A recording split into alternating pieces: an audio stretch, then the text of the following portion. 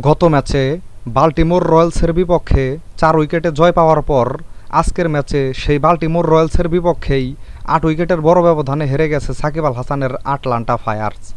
প্রথমে ব্যাট করতে নেমে ১৮ ওভারে মাত্র ৮১ রানে অল আউট হয়ে যায় সাকিব আল হাসানের আটলান্টা ফায়ার।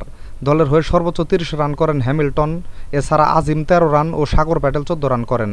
গত ম্যাচের মতো আজকেও ব্যাট হাতে ব্যর্থ ছিলেন সাকিব আল হাসান। ৬ বল খেলে মাত্র ২ রান করে আউট হন তিনি।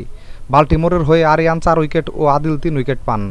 ৮২ রানের টার্গেটে খেলতে নেমে কানওয়ারজিৎ সিংয়ের ২৮, লাম্বার ৩৪ রানের উপর ভর করে মাত্র ৯.৫ ওভারে ২ উইকেট হারিয়ে জয়ের বন্দরে পৌঁছে যায় বাল্টিমোর রয়্যালস। ব্যাটিংয়ে ব্যর্থ হলেও বল হাতে ৩ ওভারে ১৯ রান দিয়ে একটি উইকেট পেয়েছেন সাকিব আল হাসান। বাকি উইকেটটি পেয়েছেন সানি প্যাটেল। এই ম্যাচে হেরে যাওয়ায় সাউথ ডিভিশনে ৮ ম্যাচে ১৪ পয়েন্ট নিয়ে পয়েন্ট টেবিলের ২ নম্বরে থাকলো সাকিবের আটলান্টা ফায়ার। অপরদিকে এই ম্যাচে জয় পাওয়ায় ১০ ম্যাচে ১৭ পয়েন্ট নিয়ে পয়েন্ট টেবিলের ১ নম্বরেই থাকলো বাল্টিমোর রয়্যালস। পরবর্তী ম্যাচে আগামী ২৬ সেপ্টেম্বর রাত 10:30টায় আটলান্টা লাইটনিংয়ের বিপক্ষে মাঠে নামবে সাকিবের আটলান্টা ফায়ার। তো বন্ধুরা, ভিডিওটি ভালো লাগলে একটি লাইক দিন।